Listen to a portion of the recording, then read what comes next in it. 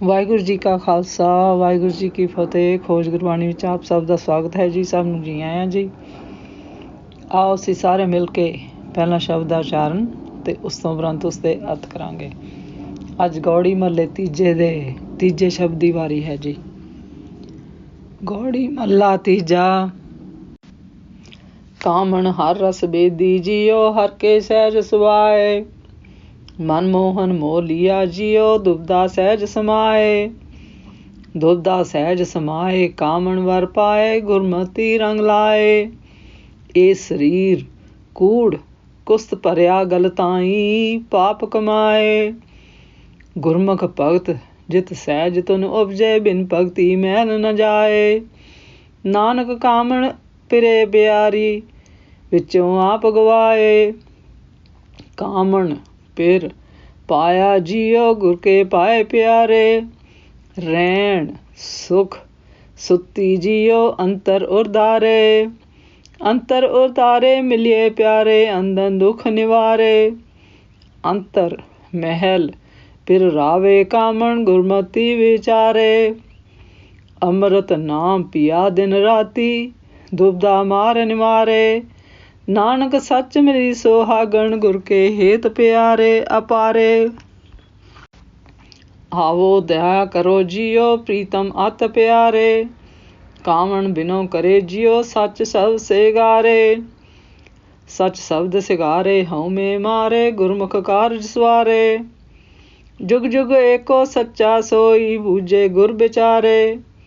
ਮਨਮੁਖ ਕਾਮ ਵਿਆਪੀ, ਮੋਹ ਸੰਤਾਪੀ, ਕਿਸ ਆਗੇ ਜਾਏ ਪੁਕਾਰੇ। ਨਾਨਕ ਮਨਮੁਖ ਥਾਉ ਨ ਪਾਏ, ਬਿਨ ਗੁਰ ਅਤ ਪਿਆਰੇ।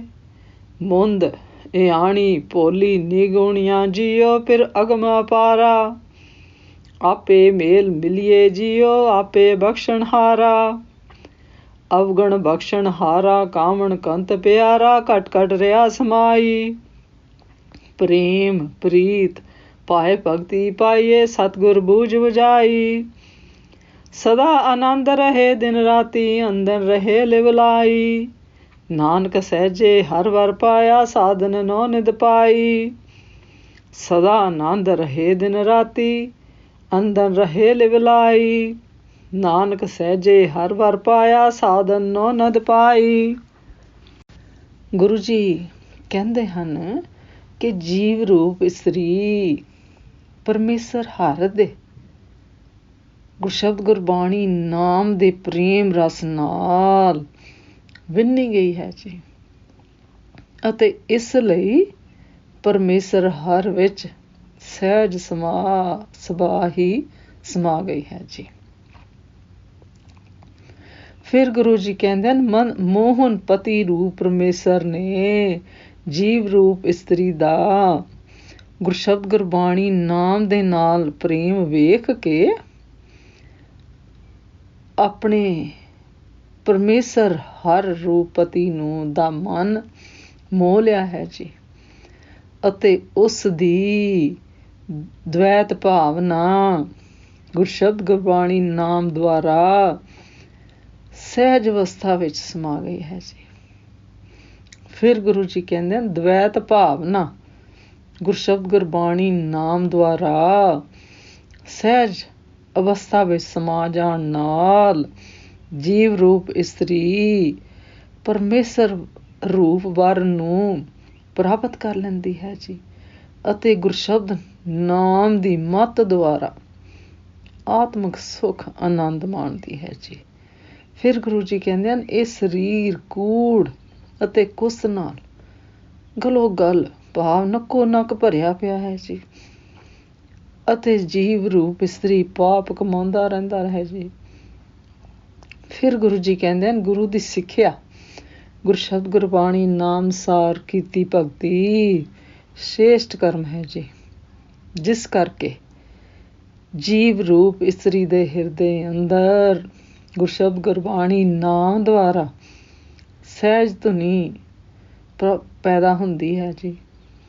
ਫਿਰ ਗੁਰੂ ਜੀ ਕਹਿੰਦੇ ਹਨ, ਗੁਰਸ਼ਬਦ ਗੁਰਬਾਣੀ ਨਾਮ ਭਗਤੀ ਤੋਂ ਬਿਨਾਂ ਵਿਕਾਰਾਂ ਦੀ ਮੈਲ ਦੂਰ ਨਹੀਂ ਹੁੰਦੀ ਜੀ। ਫਿਰ ਗੁਰੂ ਜੀ ਕਹਿੰਦੇ ਹਨ ਕਿ ਉਹ ਜੀਵ ਰੂਪ ਇਸਤਰੀ ਪਰਮੇਸ਼ਰ ਰੂਪ ਪਤੀ ਨੂੰ ਪਿਆਰੀ ਹੁੰਦੀ ਹੈ, ਜੋ ਆਪਣੇ ਵਿੱਚੋਂ ਗੁਰਸ਼ਬਦ ਗੁਰਬਾਣੀ ਨਾਮ ਦੁਆਰਾ ਆਪਾ ਭਾਵ ਵਿਕਾਰਾਂ ਨੂੰ ਦੂਰ ਕਰ ਦਿੰਦੀ ਹੈ ਜੀ। ਫਿਰ ਗੁਰੂ ਜੀ ਕਹਿੰਦੇ ਹਨ, ਜੋ ਜੀਵ ਰੂਪ ਇਸਤਰੀ ਪਿਆਰੇ ਗੁਰੂ ਦੇ, ਗੁਰਬਾਣੀ ਦੇ, ਗੁਰਗਿਆਨ ਦੇ, ਗੁਰਸ਼ਬਦ ਗੁਰਬਾਣੀ ਨਾਮ ਵਿੱਚ ਲੱਗੀ ਹੁੰਦੀ ਹੈ ਜੀ, ਉਹੀ ਜੀਵ ਰੂਪ ਇਸਤਰੀ ਪਰਮੇਸ਼ਰ ਰੂਪ ਪਤੀ ਨੂੰ ਪ੍ਰਾਪਤ ਕਰ ਲੈਂਦੀ ਹੈ ਜੀ। ਫਿਰ ਆਪਣੇ ਹਿਰਦੇ ਵਿੱਚ ਗੁਰਸ਼ਬਦ ਗੁਰਬਾਣੀ ਨਾਮ ਦੁਆਰਾ ਪਰਮੇਸ਼ਰ ਰੂਪ ਪਤੀ ਨੂੰ ਧਾਰ ਕੇ, ਗੁਰਸ਼ਬਦ ਗੁਰਬਾਣੀ ਨੂੰ ਨਾਮ ਨੂੰ ਧਾਰ ਕੇ ਆਪਣੀ ਜੀਵਨ ਰੂਪ ਰਾਤ ਵਿੱਚ ਸੁੱਖਾਂ ਨਾਲ ਸੌਂਦੀ ਹੈ ਜੀ, ਭਾਵ ਸੁੱਖ ਨਾਲ ਰਹਿੰਦੀ ਹੈ ਜੀ। ਜ਼ਿੰਦਗੀ ਫਿਰ ਸੁੱਖ ਨਾਲ ਬਤੀਤ ਕਰਦੀ ਹੈ ਜੀ। ਅਤੇ ਗੁਰਸ਼ਬਦ ਗੁਰਬਾਣੀ ਨਾਮ ਆਪਣੇ ਹਿਰਦੇ ਅੰਦਰ ਧਾਰ ਕੇ ਹੀ ਪਰਮੇਸ਼ਰ ਰੂਪ ਪਤੀ ਨੂੰ ਮਿਲਿਆ ਜਾ ਸਕਦਾ ਹੈ ਜੀ।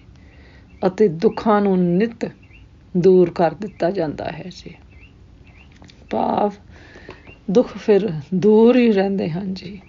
ਫਿਰ ਗੁਰੂ ਜੀ ਕਹਿੰਦੇ ਹਨ, ਉਹ ਜੀਵ ਰੂਪ ਇਸਤਰੀ ਗੁਰੂ ਦੇ ਉਪਦੇਸ਼ ਗੁਰਸ਼ਬਦ ਗੁਰਬਾਣੀ ਨਾਮ ਦੁਆਰਾ ਈਸ਼ਵਰੀ ਮਹਿਲ ਅੰਦਰ ਆਪਣੇ ਪਰਮੇਸ਼ਰ ਰੂਪ ਪਤੀ ਨੂੰ ਮਾਣਦੀ ਹੈ ਜੀ। ਫਿਰ ਗੁਰੂ ਜੀ ਕਹਿੰਦੇ ਹਨ, ਉਹ ਜੀਵ ਰੂਪ ਇਸਤਰੀ ਦਿਨ ਰਾਤ ਗੁਰਸ਼ਬਦ ਗੁਰਬਾਣੀ ਨਾਮ ਰੂਪ ਅੰਮ੍ਰਿਤ ਪੀਂਦੀ ਹੈ ਜੀ, ਅਤੇ ਆਪਣੀ ਦੁਬਿਧਾ ਨੂੰ ਮਾਰ ਕੇ ਦੂਰ ਕਰ ਦਿੰਦੀ ਹੈ ਜੀ। ਫਿਰ ਗੁਰੂ ਜੀ ਕਹਿੰਦੇ ਹਨ ਕਿ ਗੁਰਸ਼ਬਦ ਗੁਰਬਾਣੀ ਨਾਮ ਦੇ ਅਸੀਮ ਬਹੁਤ ਜ਼ਿਆਦਾ ਪ੍ਰੇਮ ਕਾਰਨ ਉਹ ਜੀਵ ਰੂਪ ਇਸਤਰੀ ਗੁਰਸ਼ਬਦ ਗੁਰਬਾਣੀ ਨਾਮ ਰੂਪ ਸਤ ਸੁਰ ਰੂਪ ਪਰਮੇਸ਼ਰ ਨਾਲ ਮਿਲ ਕੇ ਸਦਾ ਸੁਹਾਗਣ ਹੋ ਜਾਂਦੀ ਹੈ ਜੀ। ਫਿਰ ਗੁਰੂ ਜੀ ਕਹਿੰਦੇ ਹਨ, ਸੱਚੇ ਗੁਰਸ਼ਬਦ ਗੁਰਬਾਣੀ ਨਾਮ ਦਾ ਸ਼ਿੰਗਾਰ ਕਰਕੇ ਉਹ ਜੀਵ ਰੂਪ ਇਸਤਰੀ ਬੇਨਤੀ ਕਰਦੀ ਹੈ ਜੀ ਕਿ ਹੇ ਪਰਮੇਸ਼ਰ ਰੂਪ ਪਿਆਰੇ ਪ੍ਰੀਤਮ, ਮੇਰੇ ਤੇ ਆਪਣੀ ਦਇਆ ਕਰਕੇ ਮੇਰੇ ਹਿਰਦੇ ਵਿੱਚ ਆ ਜਾਓ ਜੀ, ਭਾਵ ਮੇਰੇ ਹਿਰਦੇ ਅੰਦਰ ਵਸ ਜਾਓ ਜੀ। ਕਿਉਂਕਿ ਉਹ ਜੀਵ ਰੂਪ ਇਸਤਰੀ ਸੱਚੇ ਗੁਰਸ਼ਬਦ ਗੁਰਬਾਣੀ ਨਾਮ ਦਾ ਸ਼ਿੰਗਾਰ ਕਰਦੀ ਹੈ ਜੀ, ਭਾਵ ਗੁਰਸ਼ਬਦ ਗੁਰਬਾਣੀ ਨਾਮ ਹੀ ਉਸ ਦਾ ਸ਼ਿੰਗਾਰ ਹੈ। ਅਤੇ ਗੁਰਸ਼ਬਦ ਗੁਰਬਾਣੀ ਨਾਮ ਦੁਆਰਾ ਆਪਣੀ ਹਉਮੈ ਨੂੰ ਮਾਰਦੀ ਹੈ ਜੀ, ਅਤੇ ਗੁਰਸ਼ਬਦ ਗੁਰਬਾਣੀ ਨਾਮ ਦੁਆਰਾ ਆਪਣਾ ਜੀਵਨ ਮਨੋਰਥ ਸਵਾਰਦੀ ਹੈ ਜੀ। ਅਤੇ ਗੁਰਸ਼ਬਦ ਗੁਰਬਾਣੀ ਨਾਮ ਦੇ ਵਿਚਾਰ ਦੁਆਰਾ ਉਸ ਨੂੰ ਇਹ ਸਮਝ ਆ ਜਾਂਦੀ ਹੈ ਜੀ ਕਿ ਜੁਗਾਂ ਜੁਗਾਂਤਰਾਂ ਤੱਕ ਉਹੀ ਇੱਕੋ ਸੱਚਾ ਗੁਰਸ਼ਬਦ ਗੁਰਬਾਣੀ ਨਾਮ ਸਾਰੀ ਸ੍ਰਿਸ਼ਟੀ ਵਿੱਚ ਵਰਤ ਰਿਹਾ ਹੈ ਜੀ। ਫਿਰ ਗੁਰੂ ਜੀ ਕਹਿੰਦੇ ਹਨ, ਜੀਵ ਰੂਪ ਇਸਤਰੀ ਕਾਮ ਵਾਸਨਾ ਵਿੱਚ ਲਿਪਤ ਹੈ ਜੀ, ਅਤੇ ਮਾਇਆਵੀ ਵਿਕਾਰ ਦੇ ਮੋਹ ਕਾਰਨ ਦੁਖੀ ਰਹਿੰਦੀ ਹੈ ਜੀ। ਫਿਰ ਕਿਸ ਅੱਗੇ ਜਾ ਕੇ ਪੁਕਾਰ ਕਰੇ ਜੀ।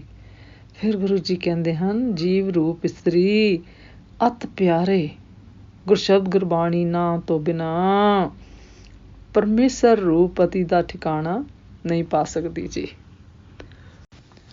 ਫਿਰ ਗੁਰੂ ਜੀ ਕਹਿੰਦੇ ਹਨ, ਜੀਵ ਰੂਪ ਇਸਤਰੀ ਨਾ ਸਮਝ ਭੋਲੀ ਭਾਲੀ ਅਤੇ ਤੇ ਗੁਣਾਂ ਤੋਂ ਵਾਂਝੀ ਹੈ ਜੀ, ਗੁਣਹੀਨ ਹੈ ਜੀ। ਪਰਮੇਸ਼ਰ ਰੂਪ ਪਤੀ ਅਗਮ ਅਪਾਰ ਹੈ ਜੀ। ਫਿਰ ਗੁਰੂ ਜੀ ਕਹਿੰਦੇ ਹਨ, ਉਹ ਆਪ ਹੀ ਜੀਵ ਰੂਪ ਇਸਤਰੀ ਨੂੰ ਆਪਣੇ ਨਾਲ ਗੁਰਸ਼ਬਦ ਗੁਰਬਾਣੀ ਦਾ ਦੁਆਰਾ ਮਿਲਾਏ ਤਾਂ ਹੀ ਉਹ ਮਿਲ ਸਕਦੀ ਹੈ, ਭਾਵ ਗੁਰੂ ਜੇ ਆਪਣੀ ਮਿਹਰ ਕਰੇ ਤਾਂ ਹੀ ਬਖਸ਼ਿਸ਼ ਹੋ ਸਕਦੀ ਹੈ ਜੀ।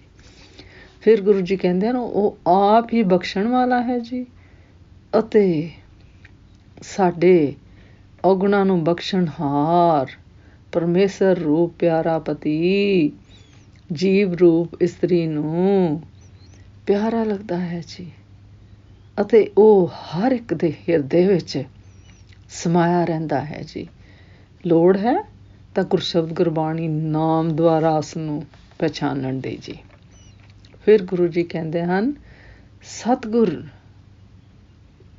ਸਤਿਗੁਰਾਂ ਨੇ, ਭਾਵ ਸਾਡੇ ਗੁਰੂਆਂ ਨੇ ਜੀਵ ਰੂਪ ਇਸਤਰੀ ਨੂੰ ਇਹ ਗੱਲ ਸਮਝਾ ਦਿੱਤੀ ਹੈ ਜੀ ਕਿ ਪ੍ਰੇਮ, ਪ੍ਰੀਤ ਅਤੇ ਗੁਰਸ਼ਬਦ ਗੁਰਬਾਣੀ ਨਾਮ ਪ੍ਰੇਮ ਭਗਤੀ ਦੁਆਰਾ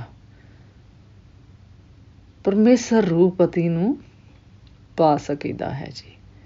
ਜੋ ਜੀਵ ਰੂਪ ਇਸਤਰੀ ਹਰ ਰੋਜ਼ ਪਰਮੇਸ਼ਰ ਰੂਪ ਪਤੀ ਵਿੱਚ ਗੁਰਸ਼ਬਦ ਗੁਰਬਾਣੀ ਨਾਮ ਦੁਆਰਾ ਆਪਣੀ ਲਿਵ ਲਗਾਉਂਦੀ ਹੈ ਜੀ, ਗੁਰੂ ਜੀ ਕਹਿੰਦੇ ਹਨ, ਫਿਰ ਉਹ ਹਮੇਸ਼ਾ ਦਿਨ ਰਾਤ ਆਨੰਦਮਈ ਅਵਸਥਾ ਵਿੱਚ ਰਹਿੰਦੀ ਹੈ ਜੀ। ਫਿਰ ਗੁਰੂ ਜੀ ਕਹਿੰਦੇ ਹਨ, ਅਜਿਹੇ ਆਚਾਰ ਵਾਲੀ ਜੀਵ ਰੂਪ ਇਸਤਰੀ ਸਹਿਜੇ ਹੀ ਪਰਮੇਸ਼ਰ ਰੂਪ ਹਰ ਰੂਪ ਵਰ ਨੂੰ ਪਾ ਲੈਂਦੀ ਹੈ ਜੀ। ਅਤੇ ਇਸ ਤਰ੍ਹਾਂ ਮਾਨੋ ਉਸਨੇ 9 ਨਿਧੀਆਂ ਦਾ ਖਜ਼ਾਨਾ, 9 ਨਿਧੀਆਂ ਭਾਵ ਖਜ਼ਾਨਾ ਪ੍ਰਾਪਤ ਕਰ ਲਿਆ ਹੈ ਜੀ। ਇਸ ਸ਼ਬਦ ਦਾ ਸਾਰ ਇਸ ਤਰ੍ਹਾਂ ਕਰੀਏ ਜੀ। ਇਸ ਸ਼ਬਦ ਵਿੱਚ ਗੁਰੂ ਜੀ ਸਾਨੂੰ ਦੱਸਦੇ ਹਨ, ਬਿਨਾਂ ਆਪਾ ਭਾਵ ਖਤਮ ਕੀਤੇ, ਭਾਵ ਬਿਨਾਂ ਝੂਠ ਨੂੰ ਦੂਰ ਕੀਤਿਆਂ, ਬਿਨਾਂ ਮਾਇਆਵੀ ਵਿਕਾਰਾਂ ਨੂੰ ਖਤਮ ਕੀਤਿਆਂ ਗੁਰਸ਼ਬਦ ਗੁਰਬਾਣੀ ਨਾਮ ਦੀ ਪ੍ਰੇਮਾਂ ਦੀ ਭਗਤੀ ਨਹੀਂ ਹੋ ਸਕਦੀ ਜੀ। ਅਤੇ ਗੁਰਸ਼ਬਦ ਗੁਰਬਾਣੀ ਨਾਮ ਭਗਤੀ ਤੋਂ ਬਿਨਾਂ ਮਨ ਅੰਤਰ ਦੀ ਮੈਲ ਦੂਰ ਨਹੀਂ ਹੁੰਦੀ ਜੀ।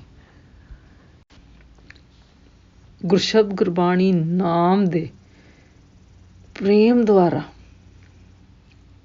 ਅੰਦਰ ਹਿਰਦੇ 'ਚ ਵਸਾਇਆ ਸਹਿਜ ਅਵਸਥਾ ਦੀ ਪ੍ਰਾਪਤੀ ਹੁੰਦੀ ਹੈ ਜੀ, ਅਤੇ ਦੁਬਦਾ ਅਤੇ ਦੁੱਖ ਦੂਰ ਹੋ ਜਾਂਦੇ ਹਨ ਜੀ।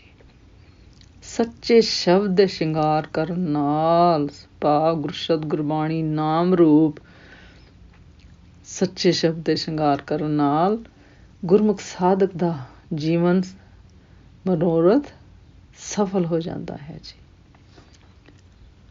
ਸੋ ਪਹਿਲਾਂ ਜਿਸ ਤਰ੍ਹਾਂ ਇਸ ਪੰਕਤੀ 'ਚ ਗੁਰੂ ਜੀ ਦੱਸਦੇ ਹਨ, ਇਹ ਸਰੀਰ ਕੂੜ ਕਸਤ ਭਰਿਆ, ਗਲ ਤਾਂ ਹੀ ਪਾਪ ਕਮਾਏ। ਇਹ ਸਰੀਰ ਕੂੜ ਕੁਸਤ ਭਰਿਆ, ਗਲ ਤਾਂ ਹੀ ਪਾਪ ਕਮਾਏ, ਭਾਵ ਇਹ ਨੱਕੋ ਨੱਕ ਸਾਰਾ ਜੀਵਨ ਮਾਇਆਵੀ ਵਿਕਾਰ ਤੇ ਝੂਠਾਂ ਨਾਲ ਭਰਿਆ ਪਿਆ ਹੈ ਜੀ।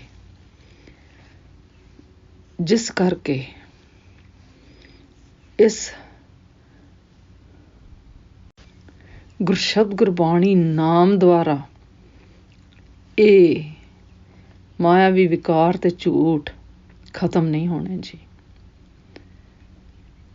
ਫਿਰ ਜੀਵ ਰੂਪ ਇਸਤਰੀ ਗੁਰਸ਼ਬਦ ਗੁਰਬਾਣੀ ਨਾਮ ਭਗਤੀ ਦੁਆਰਾ ਆਪਣੇ ਝੂਠ, ਪਾਪ, ਮਾਇਆਵੀ ਵਿਕਾਰਾਂ ਨੂੰ ਖਤਮ ਕਰਦੀ ਹੈ ਜੀ, ਅਤੇ ਗੁਰਸ਼ਬਦ ਗੁਰਬਾਣੀ ਨਾਮ ਭਗਤੀ ਦੁਆਰਾ ਆਪਣੇ ਮਨ ਨੂੰ ਟਿਕਾ ਕੇ ਆਪਣੇ ਹਿਰਦੇ ਵਿੱਚ ਵਸਾਉਂਦੀ ਹੈ ਜੀ।